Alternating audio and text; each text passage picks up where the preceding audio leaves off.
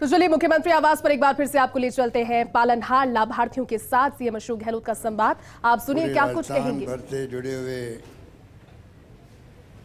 इस video conferencing से प्रदेशवासियों और प्यारे बच्चों और उनके अभिभावक बैठे हैं यहाँ पर। मुझे बहुत प्रसन्नता है कि आज ये प्रोग्राम अपना आप में कुछ लीक से हटके प्रोग्राम है कि पालनहार योजना का कंसेप्ट भी एक मैं इसको बहुत नवाचार मानता हूँ। हालांकि पिछली गवर्नमेंट ने इसको लागू किया था पर उन्होंने कोई इसके इजाफा नहीं किया पेंशन के अंदर। हमने लगातार इसमें इजाफा करते जा रहे हैं। 0 से 6 वर्ष के जो बच्चे हैं उनको 500 के बजाय मैंने इस बार 750 रुपये किए हैं और 6 से 18 साल के बच्चे जो हैं 1000 रुपये प्राप्त करते थे उनको 1500 रुपये मिलेंगे। इस प्रकार लगभग 300 करोड़ रुपए ज़्यादा खर्च होंगे हमारे। अभी बजट मैंने पेश किया उसके अंदर। पर ये भावना ये है कि ये नौनिहाल बच्चे इस स्कीम को मैं मानता हूँ कि हमने बढ़ाते बढ़ाते अब इसको ले गए हैं। 9 तरह के जो श्रेणियाँ हैं उनको ये पालनहार योजना का लाभ मिल रहा है प्रदेश के अंदर। नंबर 1 जो बच्चे अनाथ बालक बालिकाएं हैं, अनाथ हैं, या जो आजीवन कारावास के हैं, ऐसे माता पिता या पिता जो जेल में बंद हैं या मृत्युदंड प्राप्त हो गई या पेंशन प्राप्त कर रहे जो विधवा माताएं हैं उनके बच्चे, ये जो पुनः विवाह विधवा हो गई बच्चे उनके बच्चे, या जो HIV एड्स पीड़ित माता पिता के बच्चे। नंबर 6 कुष्ठ रोग से जो पीड़ित माता पिता हैं उनके बच्चे, या जो नाता चली जाती माता हैं उनके बच्चे, विशेष योग्यजन जो दिव्यांग हैं उनके बच्चे, और पेंशन प्राप्त कर रही तलाकशुदा परित्यज्या महिलाओं के बच्चे, या फिर सिलोकिसिस बीमारी जिसमें बचना बहुत मुश्किल होता है, जो माइनिंग में काम करते हैं उनके बच्चे। इस प्रकार 9 कैटेगरी को शामिल किया गया और इसमें मैं समझता हूँ कि जिस रूप में करीब 6 लाख बच्चे हैं, 6 लाख बच्चों का इसके अंदर जो सुविधा मिल रही है, मैं समझता हूँ कि उसके अंदर जिस रूप में पालनहार योजना को लागू किया गया है वो अपना आप में बहुत ही निराला है। तो मैं कहना चाहूँगा आपको कि ये बच्चे जो हैं, पता नहीं ये बच्चे ज़िंदगी में अगर इनको पालनहार योजना नहीं होती और माता पिता के अभाव के अंदर या परिस्थिति घर की है उसके अभाव में पता नहीं किस दिशा में जाते बच्चे, बचपन से किस दिशा में जाते कोई नहीं जानता है। क्या बनते नहीं बनते, जीवन कैसा बिताते, मतलब कोई नहीं जानता इन बच्चों का भविष्य क्या होता। उन बच्चों के लिए ये पालनहार योजना जिसको लागू किया वसुंधरा राजे के वक्त में लागू किया, पर उन्होंने कोई पैसा नहीं बढ़ाया, एक बार लागू हो गया। पर मैंने इसको पकड़ लिया क्योंकि मैं अच्छे काम पकड़ लेता हूँ। मैंने पहले भी कहा कि हमारी स्कीमें तो है, हमारी स्कीमें जब सरकार बदलती है तो वसुंधरा जी उनकी सरकार वो स्कीम बंद कर देती है। चाहे वो मेट्रो था, चाहे रिफाइनरी थी, चाहे बद्रीनाथ केदारनाथ में जो लोग मर गए थे उनको भी नौकरी देने का फैसला किया। उनकी सरकार आई तो वो योजना बंद कर दी और 15-20 लोगों को नौकरी मिली, उनको निकाल दिया गया। ये उनकी बीजेपी की जो अप्रोच है बहुत गलत अप्रोच है। हमारी गवर्नमेंट आती है, हम कोई योजना बंद नहीं करते। इसीलिए आप देख लिए ये ताज़ा उदाहरण, उनका नाम लेके मैं कह रहा हूँ आपको, ये योजना उनके वक्त की लागू की हुई है, उनकी सरकार की। हम योजना को मजबूत करते जा रहे हैं लगातार। ये हमारी अपनी सोच है।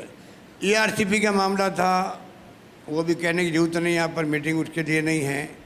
13 जिले की पानी पीने की योजना है, उसको हम बंद नहीं कर रहे हैं। चाहे वो प्रधानमंत्री का वादा किया हुआ पूरा नहीं कर रहे हैं राष्ट्रीय परियोजना का, तब भी हम इस योजना को आगे बढ़ा रहे हैं। कहने का मतलब हमारी सरकार की अप्रोच जो है वो नेगेटिव नहीं है, पॉजिटिव है। उसी कारण से हम लोग इसमें आगे बढ़ते जा रहे हैं।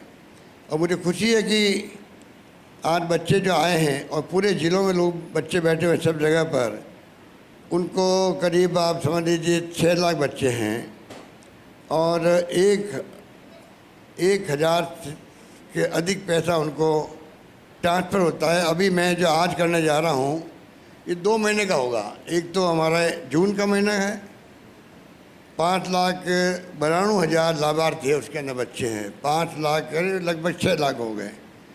उनको करीब 60 करोड़ की डीबीटी होगी। और साथ ही मैंने जुलाई माह के लिए बढ़ाई गई जो सहायता है, जुलाई माह में बढ़ाई गई सहायता जो है वो भी 5,92,000 लाभार्थियों को, जो पहले 60 करोड़ थी अब वो 88 करोड़ हो जाएगी, डीबीटी होगी सीधी उनको। इस प्रकार आप समझ सकते हैं कि लगभग आज 150 करोड़ रुपए आपके खातों में ट्रांसफ़र होने जा रहे हैं। 150 करोड़। इस प्रकार से करीब 300 करोड़ रुपए अधिक बढ़ेंगे। जो बढ़ा है मैंने अभी पैसा, वो जो 300 करोड़ का भार ज़्यादा आएगा सरकार पर। पेंशन वालों को भी हमने 1 करोड़ लोगों को पेंशन दे रहे हैं, बुजुर्गों को, विधवाओं को, एकल नारी को, दिव्यांगों को। उनकी पेंशन हमने 500 रुपये थी 1,000 रुपये कर दी है। 750 थी, उनको कम से कम 1,000 मिलेगा। 3,000 करोड़ का भार आया सरकार पर। तब भी हमने कहा ये सोशल सिक्योरिटी है, जिसके मैं लगातार प्रधानमंत्री जी से आग्रह कर रहा हूँ आप जो है पूरे देश में लागू करो, सोशल सिक्योरिटी कानून बना के लागू करो, जिससे कि पूरे देश के जो गरीब है, मजदूर है, दलित है, या वो लोग हैं जिनको तकलीफ़ है, कमा नहीं सकते, सही साथ नहीं दे रहा है, परिवार की स्थिति नाजुक है, उनको मैं चाहता हूँ कि कम से कम मंथली पैसा मिले। दुनिया के मुल्कों में मिलता है पैसा, और दुनिया के मुल्कों में जो है उनका देख रेख करने का जिम्मा सरकार का होता है। तो क्यों नहीं हमारा मुल्क भी, अब हम बात करते हैं विश्व गुरु बनने की बात करते हैं। विश्व गुरु तब बनोगे तब पहले अपने घर को संभालोगे। हमारे घर में भूखे लोग मर रहे हैं, भूखमरी है, रहने को मकान नहीं है, रोटी कपड़ा मकान तो पहले आवश्यकता है, पहले वो पूरा करो। और वो तब पूरा होगा तब right to social security act बनेगा केंद्र में, सरकार में। जैसे मनमोहन सिंह जी ने और सोनिया गांधी जी के वक्त में बनाए थे 4 कानून। शिक्षा का अधिकार, नरेगा दिया आपको, बहुत क्रांतिकारी काम था। 2 रुपये किलो गेहूँ, 3 रुपये किलो चावल दिया, और RTI दिया। उसी प्रकार 5वां कानून बनना चाहिए सोशल सिक्योरिटी का अंदर। उनमें तमाम तरह की जो योजनाएं हैं, बच्चों से लगा के बूढ़े तक की तमाम योजना का समावेश हो जाएगा, अपना स्वतः हो जाएगा। ये मेरी सोच है। मैं प्रधानमंत्री से बार बार आग्रह करता हूँ आप इस दिशा में आगे बढ़िएगा और इसको हमें राहत दीजिएगा देशवासियों को। और यही धारणा देकर मैं चल रहा हूँ। राजस्थान में जो हमने महंगाई राहत शिविर लगाए हैं, क्यों लगाए हैं? क्योंकि महंगाई बहुत भयंकर महंगाई है। महिलाओं का घर चलाना मुश्किल हो जाता है, इतनी बढ़ेंगे महंगाई। इसलिए गैस सिलेंडर 500 रुपये में दे दिया, 100 यूनिट बिजली फ्री कर दी, और 25 लाख का बीमारी का। अब आपको मैंने स्वास्थ्य का अधिकार का कानून बना दिया राजस्थान के अंदर। मतलब आप सबके स्वास्थ्य की जिम्मेदारी सरकार की हो गई है। दवाएं free, test free, operation free, पूरा इलाज फ्री है आपका। ये क्रांतिकारी कदम है, ये आपका राइट टू हेल्थ वाला। ये कोई मामूली कदम नहीं है, कदम बहुत बड़ा कदम है ये। और 25 लाख का बीमा कर दिया सबका। इतने लोग मिलते हैं, कितना इलाज हो रहा है, कोई 5 लाख का, 10 लाख का, 12 लाख का। कोई सोच नहीं सकता। उनको घर गिरवी रखना पड़ता था, उनको गहने गिरवी रखने पड़ते थे, बेचने पड़ते थे माँ बाप की सेवा करने के लिए भी। अब आपको माँ बाप की सेवा करने के लिए भी, इलाज करवाने के लिए भी कोई तरह की तकलीफ नहीं आएगी। इस प्रकार की व्यवस्था हमने करी है। इसलिए मैं कहना चाहूँगा कि हमने बढ़ चढ़ करके कई फैसले किए हैं। अभी मैं उनमें नहीं जाना चाहूँगा, मेरे पूर्व वक्ताओं ने और अभी कमेंट्री करी, उन्होंने सब बातें बताई आपको। मैं खाली आपको इतना ही कहना चाहूँगा कि मेरा खुद का संकल्प है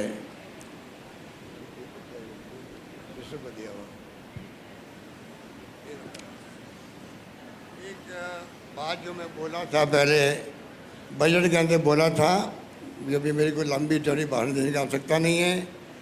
मेरे दोनों पैरों में एक साथ लग गई है, ऐसा कभी होता नहीं है। डॉक्टर कह रहे हैं, पहला केस देखा हमने कि दोनों अंगूठे में एक साथ में फ्रैक्चर हो जाए, ऐसा कभी होता नहीं है। पर मैं देखता हूँ भगवान ने जानबूझ के किया होगा। 2 महीने में लगातार दौरे कर रहा था तो देखा था कुछ थोड़ा आराम कर ले तो ठीक रहेगा। तो ये मेरी घटना हो गई। तब भी मैंने कहा कि बच्चों का प्रोग्राम है, पहले मैंने तय किया, डॉक्टर ने सलाह दी कि मैं घर के अंदर से ही आपसे जुड़ जाऊँ वीसी से। पर फिर मेरे दोस्तों ने सलाह दी कि भाई नहीं आप तो बच्चों का प्रोग्राम है, आपको बाहर आना ही पड़ेगा।